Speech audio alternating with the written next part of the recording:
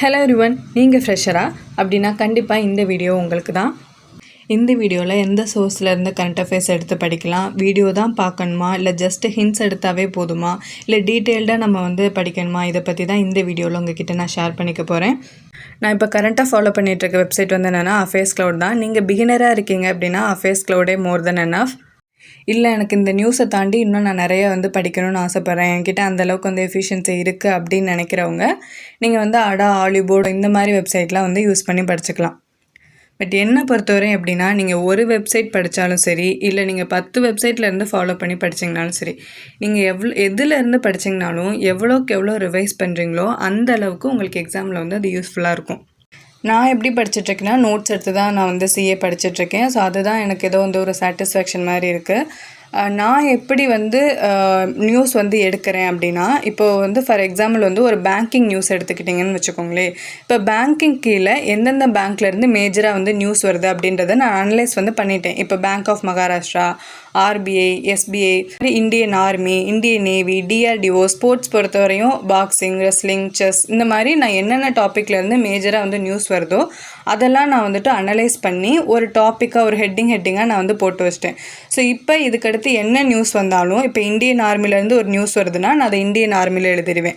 ஆர்பிஐலேருந்து news வருதுன்னா ஆர்பிஐலேருந்து, செபியிலேருந்து news வருதுன்னா செபியிலேருந்து எழுதிடுவேன். இது ஏன் நான் இந்த மாதிரி ஃபாலோ பண்ணுறேன் அப்படின்னா, எனக்கு எக்ஸாம் டைம் ஒட்டி இது எனக்கு ரொம்ப யூஸ்ஃபுல்லாக இருக்கும். இப்போது இந்தியன் ஆர்மியிலேருந்து ஒரு 6 மந்த்துக்கு ஒரு 30 நியூஸ் தான் இருக்குது இப்படின்றத நான் கரெக்டாக பார்த்துருவேன். எனக்கு அந்தளவுக்கு ரொம்ப கன்ஃபியூஸ் ஆகாது. ஸோ அதனால நான் இந்த மாதிரி ஃபாலோ பண்ணுறேன். அதுக்கப்புறம் நான் நியூஸ் ரொம்ப டீட்டெயில்டாக எழுதுறேனா, இல்லை ஜஸ்ட் ஒரு ஹிண்ட்ஸ் மாதிரி தான் எடுத்திருக்கேனா அப்படின்றத பார்க்கலாம். நான் அப்பவுமே ரொம்ப ஹிண்ட்ஸ் மாதிரி எழுத மாட்டேன், இல்லை ரொம்ப டீட்டெயில்டாகவும் எழுத மாட்டேன். நான் ஃபஸ்ட்டு மேஜர் நியூஸ் என்னன்னு பார்த்து எழுதிட்டு, அது போக உள்ளே ரீட் பண்ணி ஏதாச்சும் ஒரு இம்பார்ட்டண்ட்டாக இருக்குது அப்படின்னா அதை மட்டும் நான் எழுதி வச்சுப்பேன். நீங்கள் டீட்டெயில்டாக எழுதுனீங்கனாலும் சரி, இல்லை ஹிண்ட்ஸ் மாதிரி வச்சு எழுதுனீங்கனாலும் சரி, டெய்லியும் நியூஸை அன்னன்னைக்கே கவர் பண்ணிட்டீங்க அப்படின்னா உங்களுக்கு பேர்டனாக இருக்காது. இல்லை நான் 1 வீக் கரண்ட் அஃபேர்ஸ் இல்லை 1 மந்த் கரண்ட் அஃபேர்ஸ் உட்காந்து எழுத போகிறேன் அப்படின்னா கண்டிப்பாக உங்களுக்கே அது மேலே ஒரு எரிச்சல் வந்துடும், படிக்கவே ஒரு இன்ட்ரெஸ்ட் இருக்காது. ஸோ டெய்லி நியூஸை கவர் பண்ணிட்டு வாங்க. இல்லைப்பா எனக்கு எழுதுறதெல்லாம் வேலைக்காகாது, எனக்கு அதெல்லாம் பிடிக்கலை அப்படின்றக்கவங்க நீங்கள் வீடியோ பார்க்கலாம்.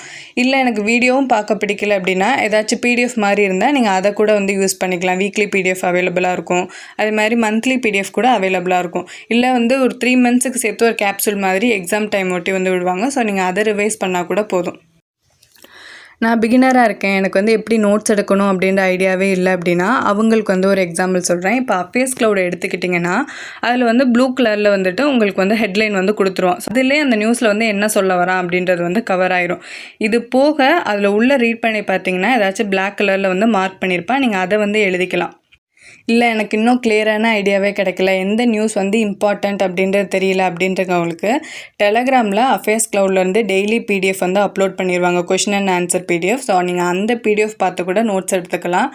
இதை தாண்டி நீங்கள் டெய்லியும் எவ்வளோ குவிசஸ் போடுறீங்களோ அது உங்களுக்கு ரொம்ப எஃபெக்டிவாக இருக்கும்.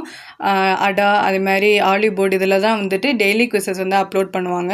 நீங்கள் அதிலேருந்து டெஸ்ட்டை டேக் பண்ணுறது மூலிமா அது இன்னும் உங்களுக்கு எஃபெக்டிவாக இருக்கும்.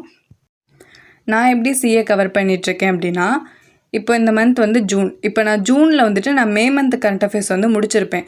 ஜூன் 1ஆம் தேதியிலேருந்து மே மந்தோடைய ஃபஸ்ட்டு டேட்லேருந்து, அதாவது ஃபஸ்ட்டு பேஜ்லேருந்து நான் எத்தனை ஒரு 10 ஒரு மொத்தமாக கவர் பண்ணி ஒரு 16 நியூஸ்.